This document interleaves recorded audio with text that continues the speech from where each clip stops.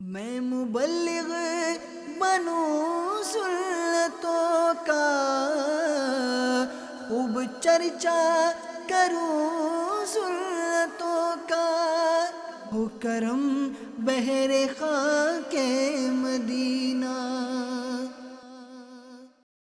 الحمد للہ رب العالمین، والصلاة والسلام على سید الانبیاء والمرسلین، اما بعد فاعوذ باللہ من الشیطان الرجیم، بسم اللہ الرحمن الرحیم۔ الصلاة والسلام علیک یا رسول اللہ، الصلاة والسلام علیک یا حبیب اللہ، الصلاة والسلام علیک یا نبی اللہ، وعلی آلک واصحابک یا نور اللہ۔ فرمان مصطفیٰ صلی اللہ تعالی علیہ وآلہ وسلم، جو مجھ پر شب جمعہ اور جمعہ کے روز 100 بار درود شریف پڑھے، اللہ تعالیٰ اس کی 100 حاجتیں پوری فرمائے گا، 70 آخرت میں اور 30 دنیا کی، 70 آخرت کی اور 30 سے وہ دنیا کی حاجتیں پوری ہوں گی۔ ذات والا پہ بار بار درود، بار بار اور بے شمار درود، روئے انور پہ نور بار سلام، زلف اطہر پہ مشک بار درود۔ صلو علی الحبیب صلی اللہ تعالی علی محمد وعلی آلہ وصحبہ وبارک وسلم۔ توبوا الی اللہ، صلو علی الحبیب۔ میٹھے میٹھے اسلام بھائیو، آئیے حصول ثواب کی خاطر کچھ نیتیں کر لیتے ہیں اچھی اچھی،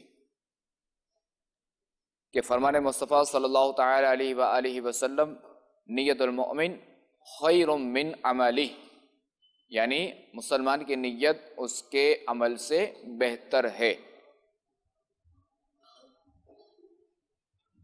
اور جتنی نیتیں زیادہ ہوں گی، اچھی نیتیں، اتنا ثواب بھی زیادہ ہوگا۔ انشاءاللہ عز و جل نگاہ نیچی کیے، خوب کان لگا کر بیان سنوں گا، ٹیک لگا کر بیٹھنے کے بجائے علم دین کی تعظیم کی خاطر جہاں تک ہو سکا 2 زانوں بیٹھوں گا۔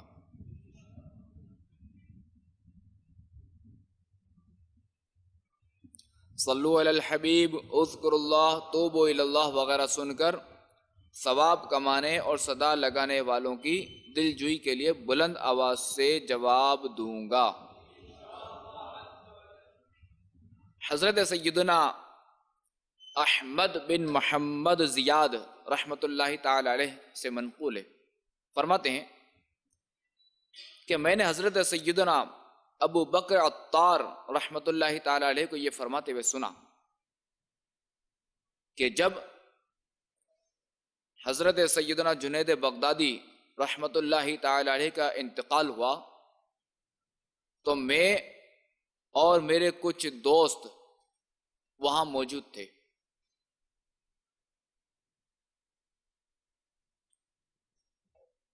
ہم نے دیکھا کہ انتقال سے کچھ دیر قبل کمزوری کی وجہ سے آپ رحمۃ اللہ تعالی علیہ بیٹھ کر نماز ادا کر رہے ہیں، آپ کے دونوں پاؤں سوجے ہوئے تھے، اور جب رکوع اور سجود کرتے تو ایک پاؤں موڑ لیتے، جس کی وجہ سے بہت تکلیف اور پریشانی ہوتی۔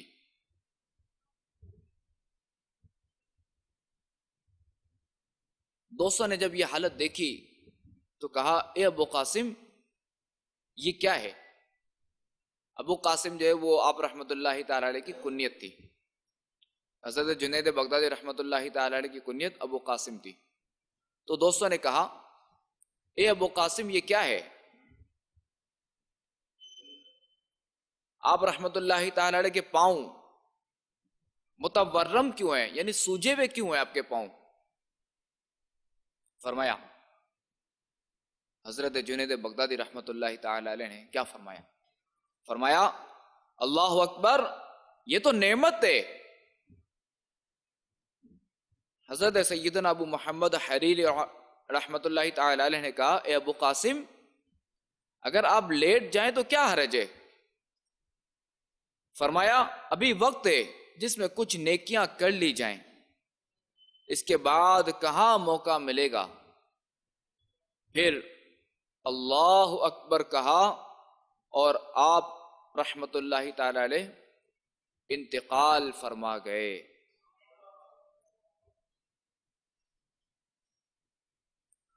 اور یہ بھی منقول ہے کہ جب آپ رحمت اللہ تعالی علیہ سے کہا گیا حضور اپنی جان پر کچھ نرمی کیجئے، تو فرمایا اب میرا نامہ اعمال بند کیا جا رہا ہے، اس وقت نیک اعمال کا مجھ سے زیادہ کون حاجت مند ہوگا۔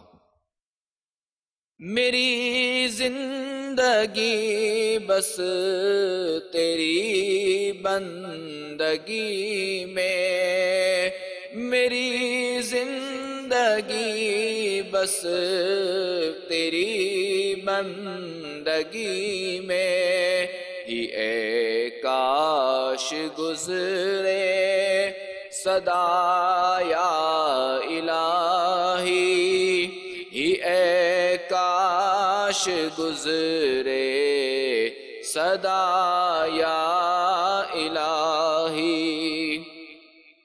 آمین۔ صلو علی الحبیب۔ میٹھے میٹھے اسلامی بھائیوں، دیکھا آپ نے کہ ہمارے بزرگان دین رحمہم اللہ المبین نیک اعمال کرنے میں کس قدر کوشاں ہوتے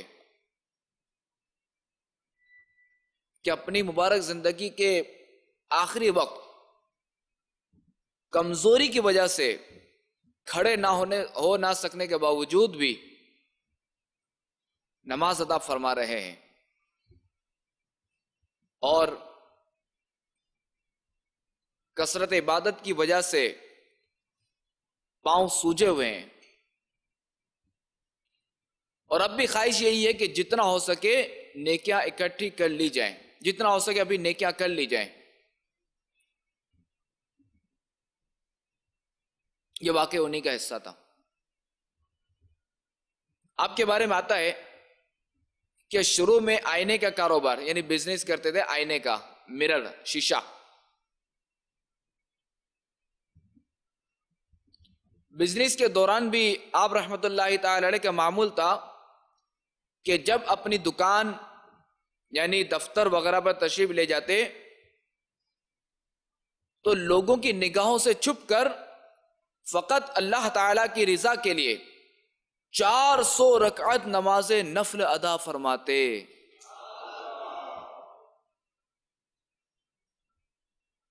اور طویل عرصے تک آپ رحمت اللہ تعالی علیہ نے اپنے اس نیک عمل کو جاری رکھا۔ پھر آپ رحمت اللہ تعالی علیہ دکان چھوڑ کر حضرت سری سقاطی رحمت اللہ تعالی علیہ کی خدمت بابرکت میں حاضر ہوئے، اور ان کے مکان کے ایک کمرے میں گوشہ نشینی یعنی تنہائی اختیار کی، اور وہاں رہ کر مجاہدات اور عبادات وغیرہ شروع کر دیے، اور یوں اپنی مبارک عمر کے 40 سال کا لمبا عرصہ اللہ تبارک و تعالی کی عبادت میں گزارا۔ اور 30 سال تک آپ کا معمول تھا کہ عشاء کی نماز کے بعد کھڑے ہو کر صبح تک اللہ اللہ کہا کرتے، اور اسی وضو سے صبح کی نماز بھی ادا کرتے، یعنی فجر کی نماز عشاء کے وضو سے ادا کرتے۔ اور آپ رحمت اللہ تعالی علیہ خود ہی ارشاد فرماتے ہیں کہ 20 سال تک مجھ سے تکبیر اولا فوت نہیں ہوئی، یعنی 20 سال تک تکبیر اولا فوت نہیں ہوئی۔ اللہ تعالیٰ کی ان پر رحمت ہو اور ان کے صدقے ہماری بے حساب مغفرت ہو۔ میٹھے میٹھے اسلامی بھائیوں،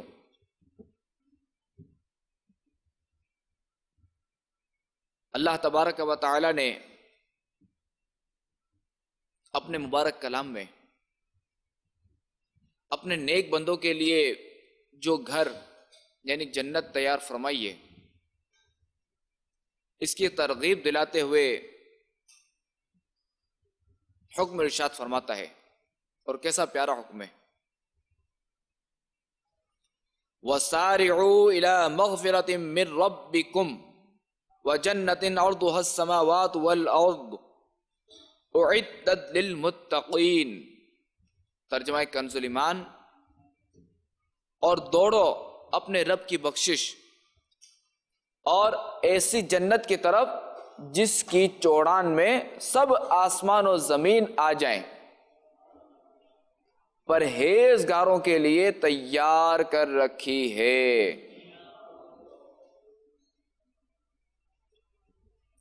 صراط الجنان میں اس آیت کریمہ کی تفسیر میں ہے کہ گناہوں سے توبہ کر کے، اللہ تعالیٰ کے فرائض ادا کر کے، نیکیوں پر عمل پیرا ہو کر یعنی نیک کام کر کر، اور تمام اعمال میں اخلاص پیدا کر کے اللہ تبارک و تعالی کی بخشش اور جنت کی طرف جلدی کرو۔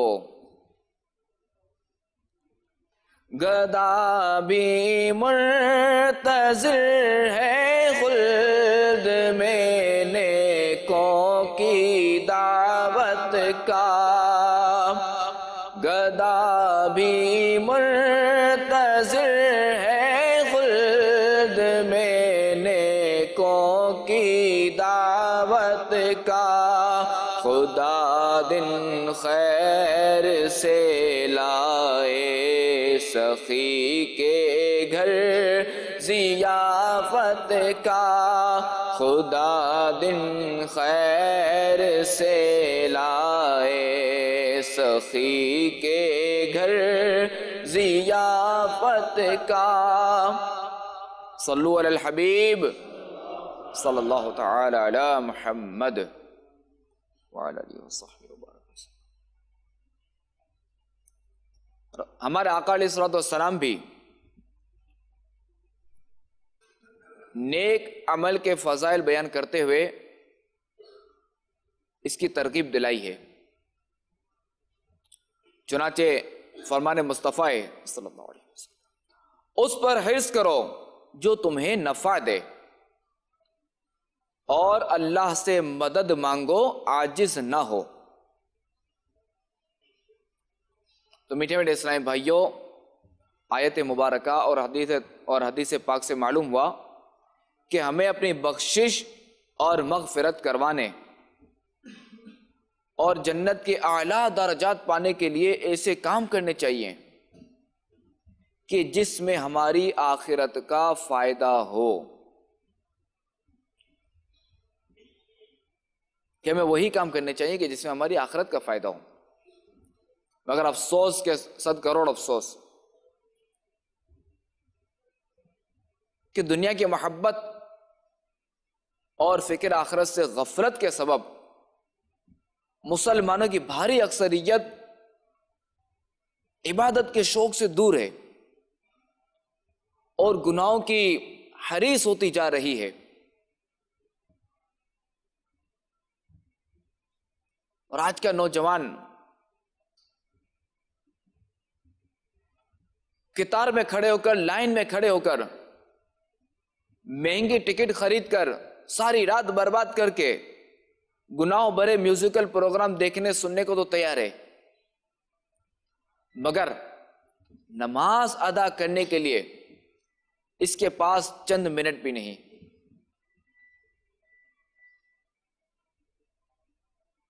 کئی گھنٹے ریموٹ ہاتھ میں پکڑے ڈش، کیبل وغیرہ پر فلمیں ڈرامے دیکھنے کے لیے تو وقت مل جاتا ہے،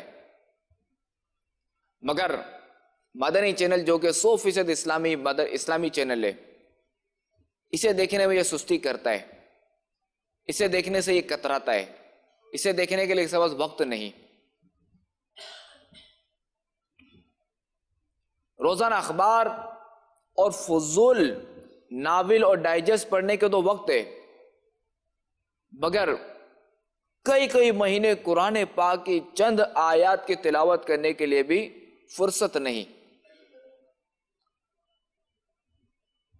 اور برے دوستوں کی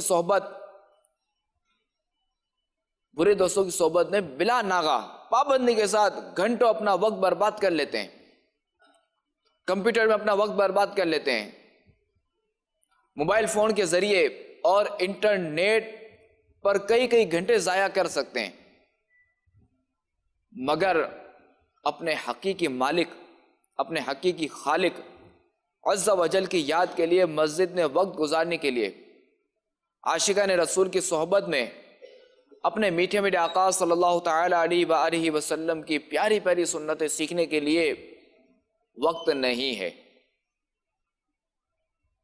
ہماری اکثریت کا یہ حال ہے.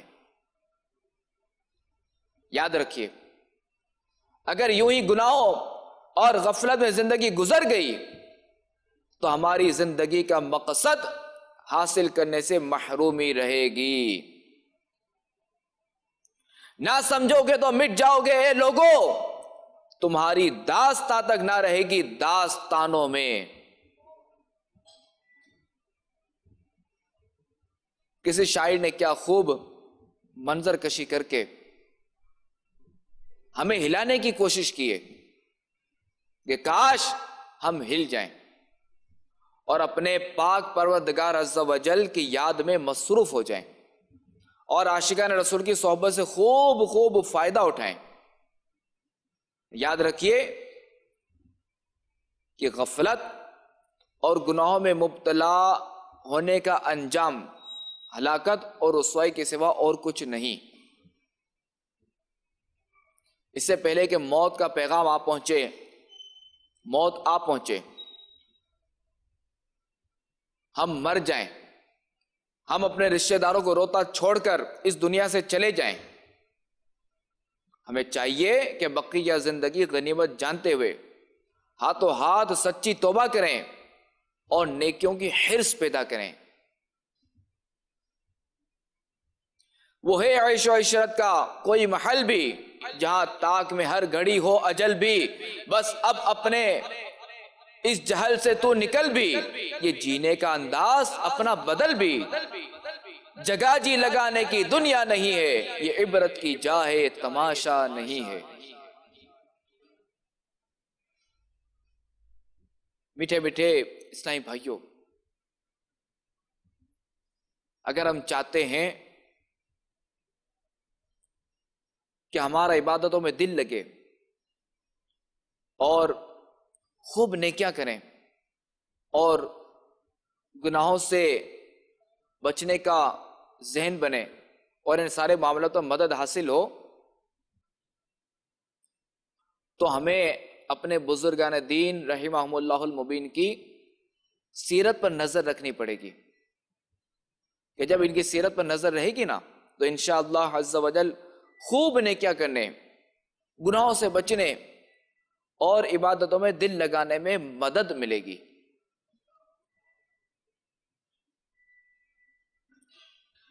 حضرت سیدنا ابو ہریرہ رضی اللہ تعالی عنہ سے روایت ہے کہ سرکار والا تبار ہم بے کسوں کے مددگار شفیع روز شمار صلی اللہ تعالی علیہ وآلہ وسلم نے دریافت فرمایا، آج تم میں سے کس نے روزہ رکھا؟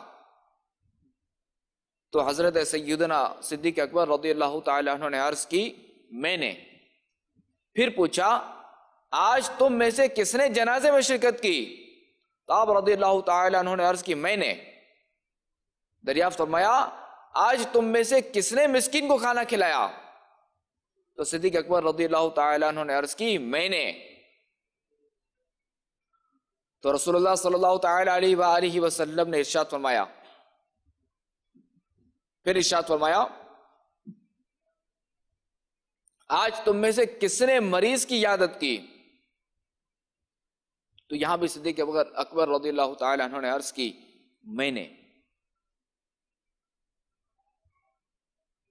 تو بحر و بر کے بادشاہ، عالم کے شہنشاہ، امت کے خیر خواہ صلی اللہ تعالی علیہ وآلہ وسلم نے ارشاد فرمایا جس کسی میں یہ خصلتیں جمع ہو جائیں وہ جنت میں داخل ہوگا۔ میٹھے میٹھے اسلامی بھائیو، حضرت سیدنا صدیق اکبر رضی اللہ تعالی عنہ نے ایک ہی دن میں روزہ رکھا، جنازے میں شرکت کی، مسکین کو کھانا کھلایا اور مریض کی عیادت کی۔ تو غیب کی خبریں دینے والے پیارے نبی صلی اللہ تعالی علیہ وآلہ وسلم نے جنت کی خوشخبری سنائی۔ تو معلوم ہوا کہ روزہ رکھنا، جنازے میں شرکت کرنا، مسکین کو کھانا کھلانا، مریض کی عیادت کرنا جنت میں لے جانے والے اعمال ہیں۔ وہ تو نہایت سستا سودا بیچ رہے ہیں جنت کا، وہ تو نہایت سستا سودا بیچ رہے ہیں جنت کا، ہم مفلس کیا مول چکائیں، اپنا ہاتھ ہی خالی ہے، ہم مفلس کیا مول چکائیں، اپنا ہاتھ ہی خالی ہے۔ صلو علی الحبیب، توبوا الی اللہ، صلو علی الحبیب۔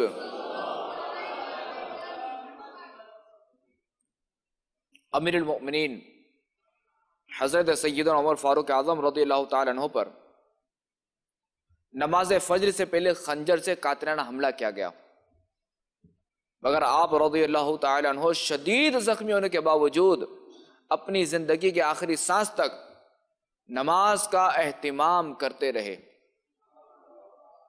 چنانچہ جب آپ رضی اللہ تعالی عنہ کو نیزے سے زخمی کیا گیا تو ان پر کپڑا ڈالا ہوا تھا، تو ہم نے کہا یہ نماز کے نام پر جتنی جلدی اٹھیں گے کسی اور چیز کے نام سے نہیں اٹھیں گے۔ چنانچہ ہم نے عرض کی یا امیر المؤمنین نماز، یہ سن کر حضرت سیدنا فاروق اعظم رضی اللہ تعالی عنہ اٹھے اور فرمایا اللہ کی قسم جو نماز ترک کرے اس کا اسلام میں کوئی حصہ نہیں۔ یہ دیکھا آپ نے کہ فاروق اعظم رضی اللہ تعالی عنہ کو نماز سے کتنی محبت تھی اور نیکیوں کی کتنی حرص تھی کہ شدید زخمی حالت میں بھی آپ نے نماز ادا فرمائی۔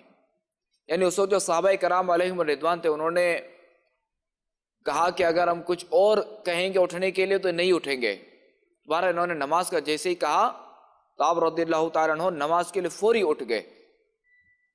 یہ واقعی یہ ان کا حصہ تھا۔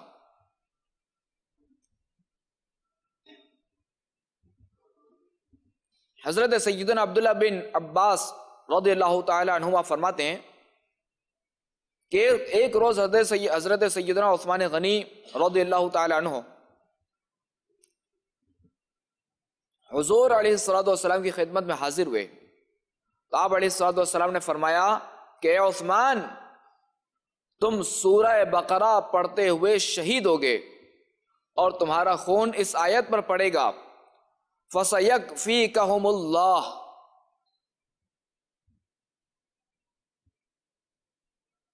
بیٹھے بیٹھے اسلام بھائیو، اپنی خلافت کے آخری دنوں میں جب حضرت سیدنا عثمان غنی رضی اللہ تعالی عنہ آزمائش میں مبتلا ہوئے تو بھی نفلی روزے رکھتے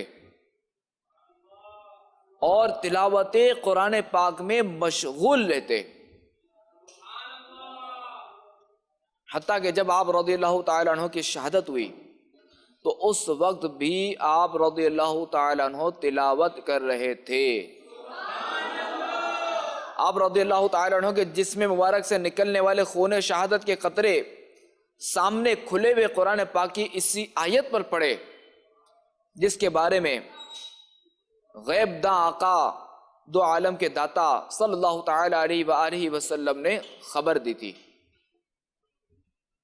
چنانچہ محدثین و مؤرخین فرماتے ہیں کہ جب مصری لوگ قتل کے ارادے سے حضرت سیدنا عثمان غنی رضی اللہ تعالیٰ عنہ کے گھر میں گھسے تو وہ اتنے پرخطر حالت میں بھی، یعنی اتنے ایسے خطرے والی حالت میں بھی قرآن شریف کھولے ہوئے یہی رکوع پڑھ رہے تھے کہ ایک بدبخت نے آپ رضی اللہ تعالیٰ عنہ کے ہاتھ پر تلوار کا وار کیا جس سے خون نکل کر اسی لفظ پر پڑا۔ آپ رضی اللہ تعالیٰ عنہ قرآن پاک صاف کرتے تھے اور فرماتے تھے خدا کی قسم سب سے پہلے اسی ہاتھ سے قرآن لکھا ہے۔ ان مصریوں میں سے سب برے حال پر مرے اور کچھ ہی عرصے کے بعد لوگوں نے اس قرآن پاک کی زیارت کی اور اس پر خون کا اثر بھی دیکھا۔ میٹھے میٹھے اسلامی بھائیو، دیکھا آپ نے کہ عثمان غنی رضی اللہ تعالیٰ عنہ کو تلاوت قرآن سے کتنی محبت تھی، قرآن پاک سے کتنی محبت تھی، انہیں نیکیوں کی کتنی حرص تھی، نیک اعمال کی کتنی تمنا تھی کہ شہادت کے وقت بھی آپ رضی اللہ تعالیٰ عنہ تلاوت قرآن فرما رہے تھے۔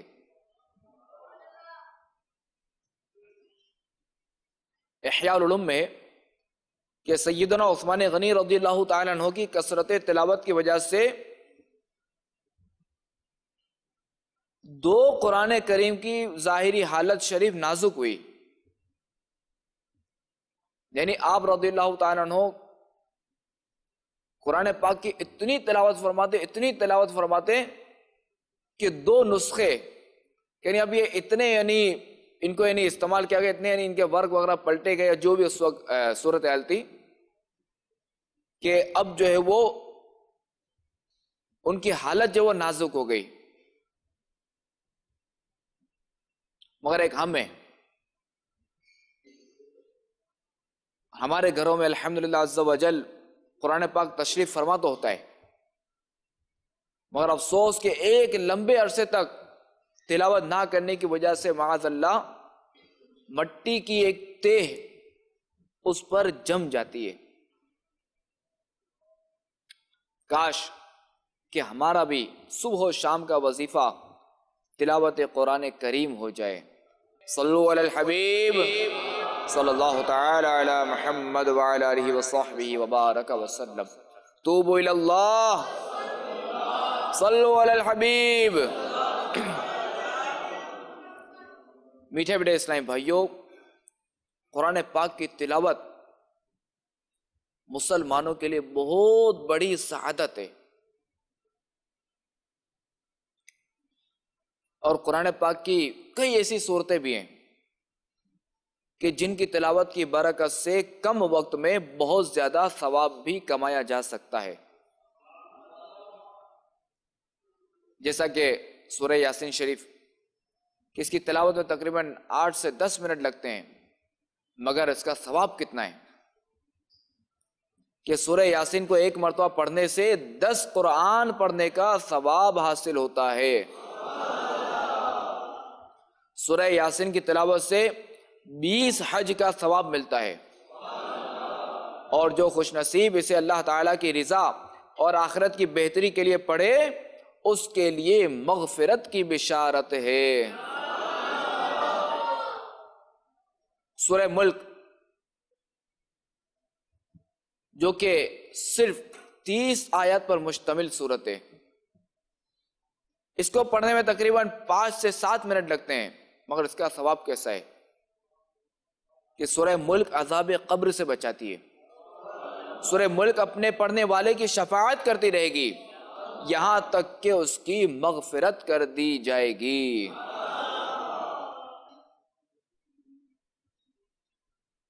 حضرت سیدنا معقل بن یسار رضی اللہ تعالیٰ عنہ سے مروی ہے کہ رسول اللہ صلی اللہ تعالیٰ علیہ وآلہ وسلم نے فرمایا کہ جو شخص صبح کے وقت 3 بار اعوذ باللہ السمیع العلیم من الشیطان الرجیم کہے اور سورہ حشر کی آخری 3 آیات پڑھے تو اللہ تعالیٰ اس کے لیے 70,000 فرشتے مقرر کر دیتا ہے جو شام تک اس کے لیے دعائے رحمت کرتے ہیں، اور اگر اس دن مرے تو شہید ہوگا۔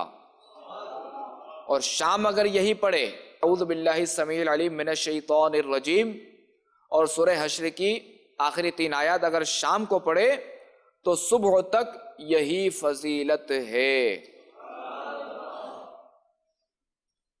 اور ایک روایت میں کہ سورہ بقرہ میں ایک آیت ہے جو قرآن پاک کی تمام آیتوں کی سردار ہے، وہ آیت جس گھر میں پڑھی جائے اس گھر سے شیطان نکل جاتا ہے، اور وہ آیت کون سی ہے؟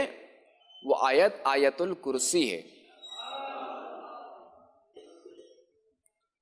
سورہ نصر 1/4 قرآن کے برابر ہے، سورہ کافرون یہ بھی 1/4 قرآن کے برابر ہے، سورہ اخلاص 1/3 قرآن کے برابر ہے، اور سورہ زلزال نصف قرآن کے برابر ہے۔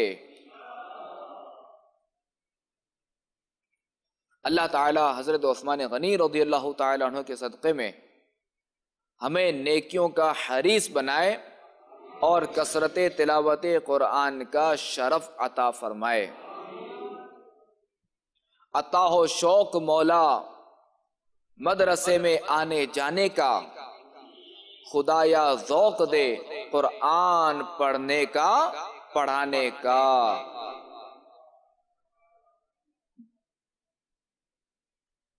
الحمدللہ عز و جل دعوت اسلامی کا یہ مدنی ماحول ہے کہ جو نیکیاں کرنے کا ذہن دیتا ہے اور نیکیوں کی حرص بڑھانے کے لیے بزرگان دین کے واقعات یہاں سننے کو ملتے ہیں، قرآن حدیث سننے کو ملتا ہے تاکہ ہمیں نیکیوں کی حرص بڑھے۔ اسی طرح یہی مدنی ماحول گناہوں سے بچنے کا بھی ذہن دیتا ہے اور گناہوں سے بچانے کا بھی ذہن دیتا ہے۔ الحمدللہ عز و جل دعوت اسلامی کے مدنی ماحول میں مدرسۃ المدینہ بالغان کا بھی اہتمام ہوتا ہے کہ جس میں درست مخارج کے ساتھ قرآن پاک پڑھنا سکھایا جاتا ہے، کیونکہ اگر سیکھا گیا تو دنیاوی علم سیکھا گیا، اگر سیکھا گیا تو دنیاوی چیزیں سیکھی گئیں، اگر کچھ حاصل کیا گیا تو دنیا کے لیے حاصل کیا گیا، مگر ہم نے نہیں سیکھا تو علم دین نہیں سیکھا، ہم نے نہیں سیکھا تو قرآن پاک درست طریقے سے پڑھنا نہیں سیکھا۔ دوبارہ الحمدللہ عز و جل اس دور میں ایسے حالات میں دعوت اسلامی کا مدنی ماحول یہ موقع فراہم کرتا ہے کہ بڑے حضرات، بڑے لوگ، بڑی عمر کے لوگ وہ آئیں اور قرآن پاک کی تعلیم مفت حاصل کریں، اور اسے مدرسۃ المدینہ بالغان کہا جاتا ہے۔ اس کا دورانیہ بھی بہت کم ہے، اسے وقت بھی بہت کم لگتا ہے کہ روزانہ 40 منٹ 41 منٹ کیسے میں بس وہ اتنا جلدی فارغ ہو جاتے ہیں۔ تو یاد رکھیے کہ قرآن پاک جو ہے نا یہ عربی لینگویج میں نازل ہوا ہے، یعنی عربی زبان میں ہمارے آقا علیہ الصلوۃ والسلام پر نازل ہوا،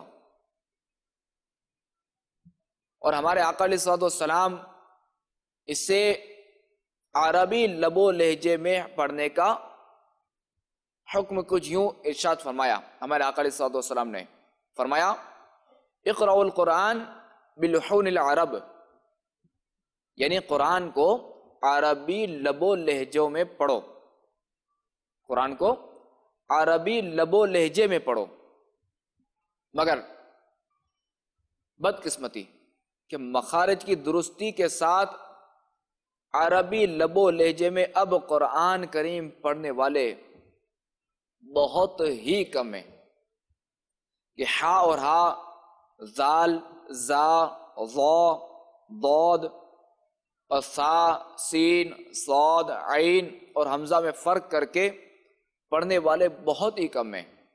یعنی جتنے حروف عرض کے نا، ان میں فرق ہونا ضروری ہے، اور درست مخارج کے ساتھ قرآن پڑھنا فرض ہے، مستحب نہیں، سنت نہیں، فرض ہے، لازم ہے۔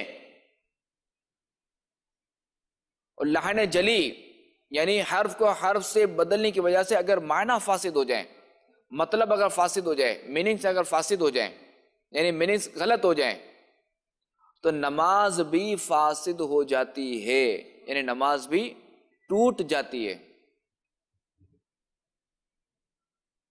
تو چنانچہ یہی وجہ ہے کہ وہ اسلام بھائی جو درست مخارج کے ساتھ قرآن کریم پڑھنا نہیں جانتے، انہیں مدرسۃ المدینہ بالغان کے تحت درست مخارج کے ساتھ قرآن کریم پڑھنے پڑھانے کا اہتمام کیا جاتا ہے، کیونکہ ہمارے آقا علیہ الصلوۃ والسلام کا فرمان علی شان ہے، خیرکم من تعلم القرآن وعلمہ، یعنی تم میں سب سے بہتر وہ ہے جس نے قرآن کریم کی تعلیم حاصل کی اور دوسروں کو اس کی تعلیم دی۔ تو میٹھے میٹھے اسلامی بھائیوں، آپ بھی نیت کیجیے کہ انشاءاللہ عز و جل ہم مدرسۃ المدینہ بالغان میں قرآن پاک پڑھیں گے، اور جو اسلام میں پڑھنا جانتے ہیں انہیں چاہیے کہ وہ پڑھائیں، قرآن پاک کی تعلیم عام کریں، تاکہ خود بھی فیض حاصل کریں اور دوسروں کو بھی فیض یاب کریں۔ اللہ تبارک و تعالی ہمیں قرآن پاک کی تعلیم، ہمیں قرآن پاک کی تلاوت خوب سے خوب کرنے کی توفیق عطا فرمائے۔ آئیے کچھ سنتیں سنتے ہیں۔ رسول اللہ صلی اللہ تعالی علیہ وآلہ وسلم کا فرمان ہے، قیامت کے روز اللہ تبارک و تعالی کے عرش کے سائے کے سوا کوئی سایہ نہیں ہوگا۔ 3 شخص اللہ تبارک و تعالی کے عرش کے سائے میں ہوں گے۔ عرض کی گئی یا رسول اللہ صلی اللہ علیہ وسلم وہ کون لوگ ہوں گے؟ ارشاد فرمایا وہ شخص جو میرے امتی کی پریشانی دور کرے، نمبر 2 میری سنت زندہ کرنے والا، اور نمبر 3 مجھ پر کثرت سے درود شریف پڑھنے والا۔ تو آئیے آج ہم جو ہے وہ سلام کی سنتیں اور آداب سنتے ہیں۔ تو السلام علیکم کے 11 حروف کی نسبت سے سلام کے 11 مدنی پھول یہ سنتے ہیں۔ مسلمان سے ملاقات کرتے وقت اسے سلام کرنا سنت ہے۔ سلام کرتے وقت دل میں یہ نیت ہو کہ جس کو سلام کرنے لگا ہوں اس کا مال اور عزت و آبرو سب کچھ میری حفاظت میں ہے، اور میں ان میں سے کسی چیز میں دخل اندازی کرنا حرام جانتا ہوں۔